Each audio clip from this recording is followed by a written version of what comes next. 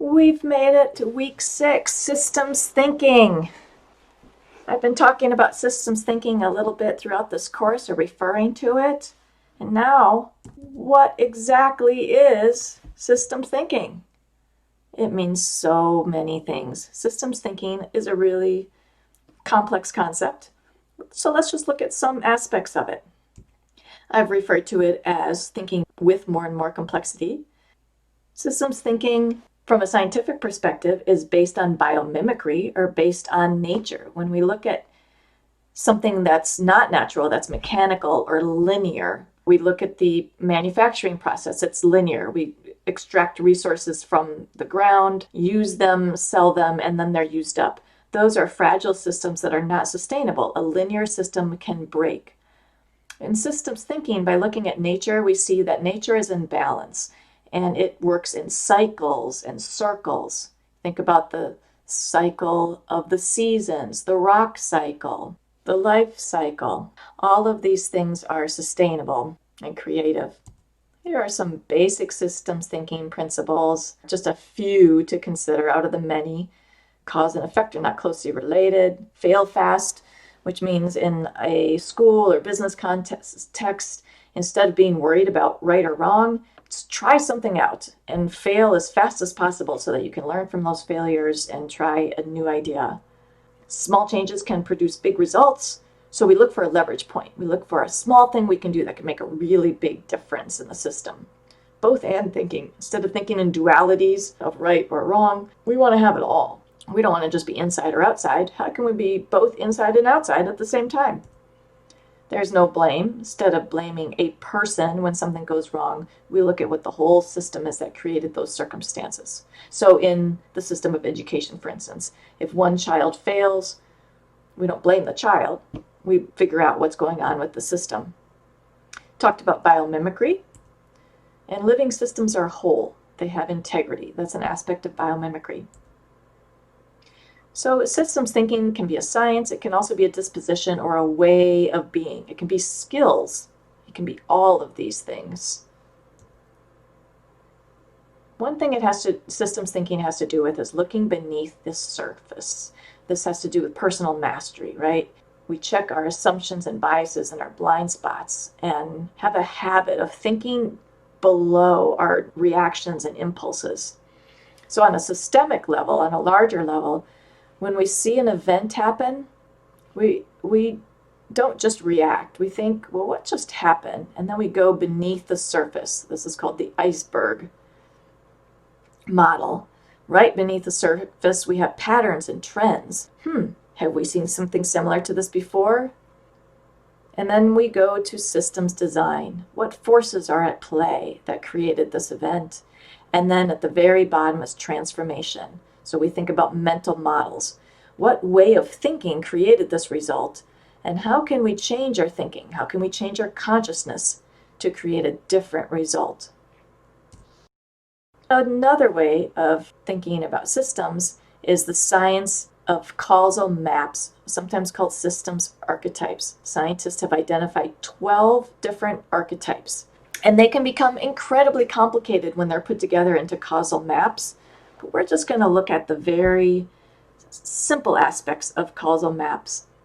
Thinking in systems archetypes, we have causal maps. One very simple loop, again, so everything's in circles, is a reinforcing loop. So people want widgets. As a company, we make more widgets and they end up buying more. And when people buy more, we decide to make more. We make more, they buy more, and it goes around and around until we're making so many widgets. It just goes up and up and up and up, increases and increases. That's a reinforcing loop. There's a plus sign here and a plus sign there. And then there's this other kind of loop, a balancing loop. A thermostat is the proverbial representation of a balancing loop. If I have the temperature at my house set at 72, let's look at one factor, which is the level of the heat in the house. When it gets too cold in the house, that's factor 1, and my thermostat is going to kick on the heat. The heat is going to increase, and factor 2 is going to be that thermostat is going to kick off. That's a balancing loop to bring the temperature back down to 72. So it just stays the same all the time. Once it gets a little too high, it gets lower again. The next aspect of these loops is we have to think about delays. Humans like to think of cause and effect in very close relationship to each other, but sometimes effects from something might be days down the line, weeks down the line, years, lifetimes, centuries later, there are effects sometimes. So we might be selling more widgets because people want widgets, but we're not aware that underneath the surface there's something else that's happening. So think about that iceberg. We're going underneath the surface and there's a delay, something that is happening that's going to affect our widget making. It could be that we're using up all of the resources required to make widgets, and that's going to affect our ability to continue to make widgets and to make money. So one archetype that uses these loops is the fixes that fail archetype. Fixes that fail mean we do something that seems obvious to fix the problem, but then there is a delay, so much later something happens that negatively affects the desired outcome. There was a concern in the 1980s that instructional quality and coherence was low in our American schools, and so there was a top-down mandated standardized curriculum, which maybe appeared like it increased student achievement for a time. It was a reaction that seemed obvious. Then beneath the surface, taking much longer, is a delay, results that we don't see until much later, unintended results, unintended consequences. In this case, it could be teaching to the lowest common denominator, or it could be the poor mental health issues that we now have in our public school system. So when we think about these different causal maps, what's the point of systems thinking? Well, it's so that we can apply them to our lives and our organizations and our society to understand better what's going on so that we can create better results and not make so many mistakes. So we're going to look at just one particular domain as an example, and that is looking at racism, systemic or structural racism. I'm going to use systemic and structural interchangeably, and we're going to look at this metaphor of the groundwater approach based on a really simple to read, fantastic article called The Groundwater Approach. So the metaphor is this. You're walking along a lake and you see a dead fish. You don't think much of it. Dead fish happen. You might wonder, oh my gosh, was this fish not taken care of? Did it eat something toxic? Was it in the wrong school? Then the next day you're walking along and half the fish in a lake are dead. Well, then you might think about it a little bit more. My goodness, there's something wrong with this water or this lake. Why are the conditions turning up dead fish? Is the lake contaminated? You start to wonder, And then a week or two later, or months later, or years later, there are 5 lakes in the area that all have half the fish dead. The metaphor in the article on the groundwater approach is that when you have so many students of one particular race, in this case, African American race, that are doing so poorly or having such poor outcomes in the educational system, that doesn't seem possible without something else going on beneath the system. It turns out that 95% of the surface water on the earth is actually groundwater.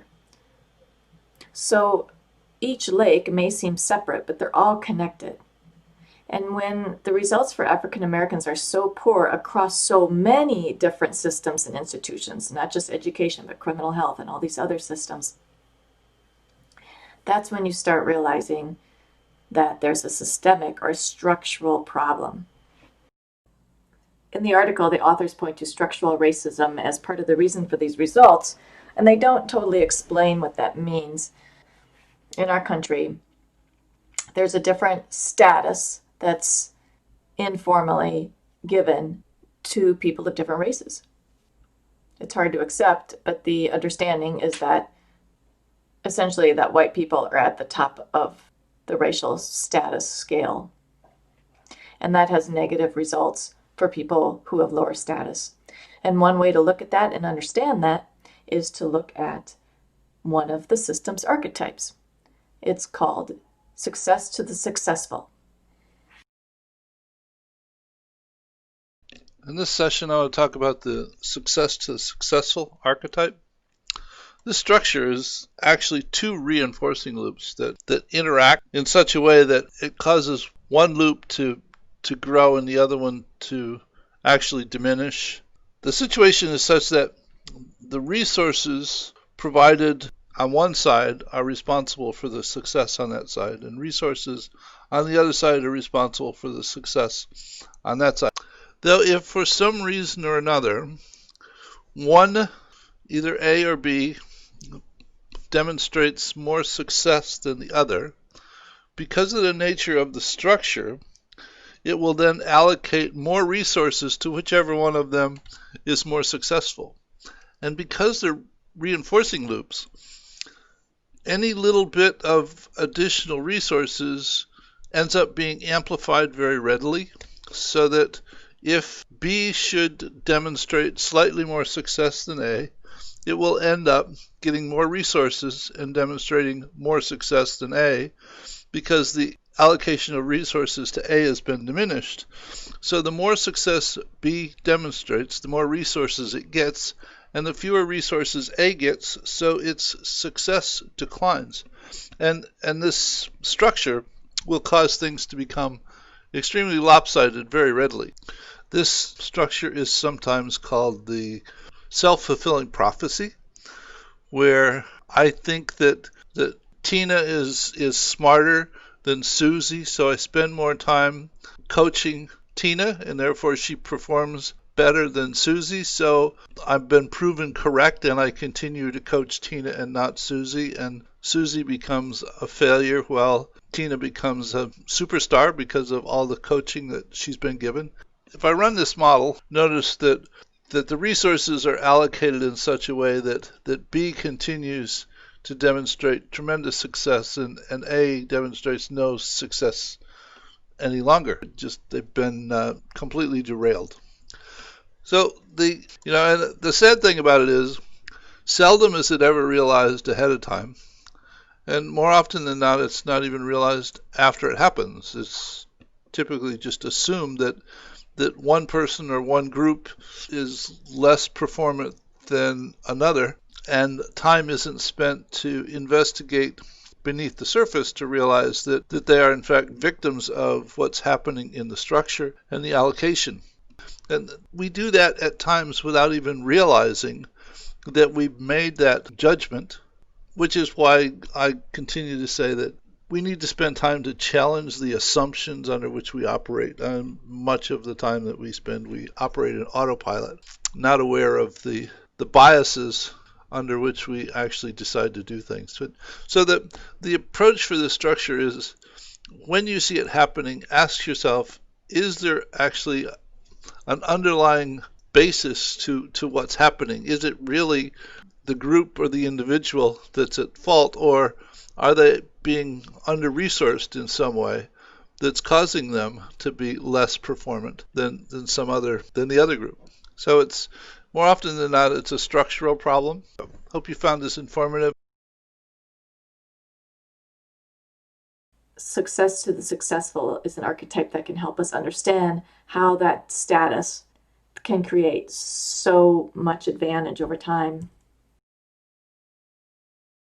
So in the end, what is the purpose of systems thinking? Well, it's to create better results. Remember that systems dynamics are often hidden. So the art of systems change is to help people, both as individuals and collectively, groups of people, understand how systems operate, so we can behave differently to stave off bad outcomes and to increase good ones. So essentially, humans all want the same things. We want to avoid misery and pain, and we want to increase our happiness. But often, if we don't look at the systems, we do things that actually increase misery and pain. So the goal is to change people's worldview so that it's more sophisticated and capable for surviving and thriving in increasingly complex times. So if we don't learn how to find happiness, so to speak, through understanding our systems better, these complex times could threaten our survival. And finally, thinking of ourselves as leaders, whether you are a leader in status or whether you're a leader just in disposition and the influence you have. Senge wrote a recent article with some colleagues that outlines 3 simple capabilities, core capabilities of systems leaders: the ability to see the larger system, fostering reflection and more generative conversations. So think about nonviolent communication, think about appreciative inquiry for generative conversations, think about personal mastery for reflection, and shifts the collective focus from reactive problem solving to co-creating the future.